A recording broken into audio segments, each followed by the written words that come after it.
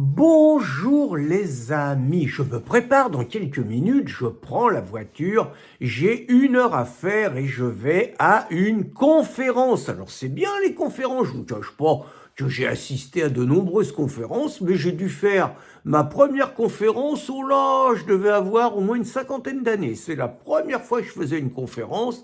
Les mecs, ils m'avaient dit, tu vas avoir 300 personnes, c'était pour l'Union des familles laïques. J'étais descendu à Bordeaux, 12 personnes. Je me suis dit que j'avais mis les pieds dans un drôle de truc.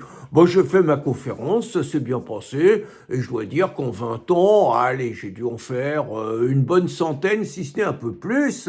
Bon, les thèmes fréquents, bah, c'est l'islamisation de la France, c'est l'islam incompatible avec la France, c'est l'invasion des campagnes. Bon, vous voyez, j'en ai fait sur plein de thèmes, mais ça tourne souvent autour de ça, malgré tout. Et demain, je me lance dans un truc nouveau. Je me lance sur mes copains, les insoumis. Et je vais essayer d'expliquer au public que les insoumis sont là pour détruire la France, que Mélenchon est incompatible avec nos valeurs, vous voyez, comme l'islam, hein, et donc qu'il faut les combattre sans concession. Je vais expliquer tout ça. Voilà, je vous dirai, ça m'intéresse bien.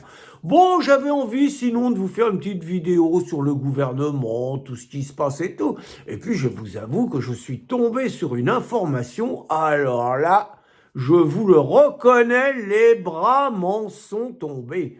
J'ai appris que le sympathique Nordal Lelandais, donc un tueur en série, le mec il a tué la petite Maëlys dans une fête de mariage, 3 heures du matin, le mec il a tué un caporal également, on le soupçonne d'être un tueur en série, on sait pas trop. Bref, le mec il a fait des abus sexuels contre des mineurs nombreux. Bon, le gars, il a pris 20 ans pour avoir tué le caporal et il a pris perpète pour le meurtre de la petite Maëlys. Remarquez, vous savez pas qui c'est qu'il a pris comme avocat. Il a pris Jakubowicz. Une connerie. Je veux dire, Jacu, c'est une brêle, quoi. On sait qu'il était à la tête de la LDH, ok. Où il a fait que des conneries, d'ailleurs. Bon, il a son petit tablier, il a son rond de serviette chez Pascal Pro, mais bon, c'est une buse, quoi. Je veux dire, se faire défendre par Jacu, c'est une connerie, Jakubowicz, hein, une connerie. Bon, il a pris perpète, et puis, bon, c'est marrant, le mec, il a pris perpète, mais il a une peine incompressible de 22 ans, donc il sortira à la soixantaine, quoi. Il doit être en tôle depuis qu'il a 35-36 ans. Allez, à la soixantaine, il est dehors, hein, c'est sûr. Ils ont mis 1 an de plus, là, parce que, bien qu'il ait pris perpète, il a pris 1 an de plus, parce que, une agression sexuelle contre une cousine de 14-15 ans, bon, je pense que le mec, on n'a pas fini de le voir dans les prétoires, vous voyez, c'est un peu comme Francis Holm, hein, je pense que c'est boré pour ça. Et donc, malgré ce CV, malgré quand même ce meurtre abominable de ce caporal, ce meurtre abominable de la petite Maëlys, quand même, 7 ans, pauvres parents, pauvres gosses et tout, eh ben, il est en prison. Alors, il a été d'abord dans un hôpital psychiatrique, il est en prison, mais en prison, ça n'a pas l'air d'aller mal. Il a une vie sexuelle épanouie, Nordal, et il a une vie sexuelle épanouie grâce aux unités de rencontre familiale, un truc comme ça, les unités de vie familiale. Alors, vous voyez, on habille ça avec la famille. Bon, c'est pour pas choquer les gens. En fait, c'est des bésodromes, hein. Appelons un chat un chat. Alors, c'est marrant, ça me paraît invraisemblable. Je me rappelle, hein, j'étais dans un vestiaire de football. Oh, je devais avoir une vingtaine d'années, vous voyez.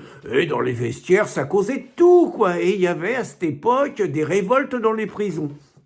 Je me rappelle, il y a des gars qui disaient « Ouais, bah les mecs, ils veulent avoir des droits, et en plus, ils veulent des visites tout le temps, et ils veulent même, il y a un mec qui disait « Ils veulent même vouloir baiser en prison ». Je veux dire, tout le monde avait éclaté de rire, en disant « Qu'est-ce que c'est que ces tarés, qu'est-ce que c'est que ces conneries ?» Bah, 50 ans après, ça marche, vous voyez. 50 ans après, vous avez des sorties conditionnelles, vous avez des salles de musculation, vous avez des animations avec des scooters et tout. Bon, comprends que les mecs, ils ovationnent le Yéti quand l'autre, il rentre dans une prison à Fresnes, vous voyez. Puis vous avez les sorties conditionnelles, les promenades en forêt dont les mecs, des fois, profitent pour se bourrer. Très franchement, les prisons françaises, avant, quand un mec s'évadait, c'était un truc fabuleux. Ça faisait la une pendant 3 jours. Le mec, il mouillait, il y avait des mecs qui s'évadaient avec des hélicoptères qui passaient au-dessus. C'était des trucs, vraiment, Michel Vaujour, je crois, il s'appelait le mec. C'était des trucs, c'était pensé, il y avait des structures. Maintenant, c'est de la rigolade de s'évader des prisons du Yéti. Et donc, en plus, donc ce que j'ai appris, le Landais, alors il paraît que toutes les nanas, elles veulent passer des moments de vie familiale avec lui. Alors, j'ai regardé les règles, hein. Première fois, seulement 6 heures. Bon, 6 heures, on peut faire pas mal de choses. Deuxième fois, un week-end, vous avez droit à 48 heures. Et vous avez droit, si vous êtes sage, une fois dans l'année à un petit 72 heures. Donc, le Landais, j'ai appris qu'il a fait un gosse à une de ses groupies qui était volontaire et tout, et qu'apparemment, il y a d'autres volontaires et que je sais pas pourquoi. Est-ce que le regroupement familial est compris d'une manière très large? Est-ce que c'est finalement ce qu'on appelle le polyamour maintenant? Est-ce qu'on a le droit d'avoir, après tout, plusieurs compagnes? Il y a bien les musulmans qui ont plusieurs femmes.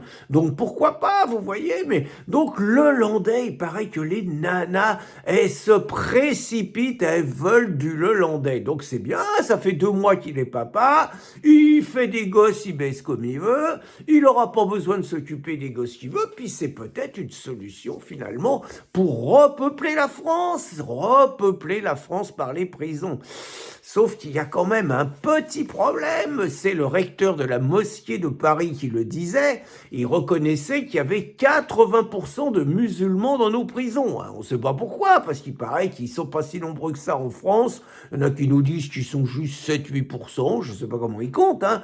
Mais donc là, 80% dans les prisons, donc si les musulmans ont les mêmes droits, et en plus avec la polygamie, avec les 4 femmes, je pense que c'est plutôt les musulmans qui vont repeupler la France avec 80%. S'ils ont droit à 4 femmes, donc 4 gosses dans l'année, 75 000 prisonniers, allez, il y en a 50 000 musulmans, 50 000 musulmans qui font 4 gosses dans l'année, 200 000 dans l'année, 2 millions dans les 10 ans, vous ajoutez à ça la dingue de commissaire européenne qui veut 1 million de clandos en plus, et vous arrivez à la submersion migratoire et une accélération de l'islamisation de la France grâce aux prisons. En attendant, mon copain Charles, qui a été condamné à 3 mois de prison ferme avec bracelet électronique et qui est pas content qui gueule, finalement, est-ce que dans les prisons du Yéti, il n'y aurait pas quelques contreparties? J'avoue que je commence à me poser des questions. Bonne journée les amis.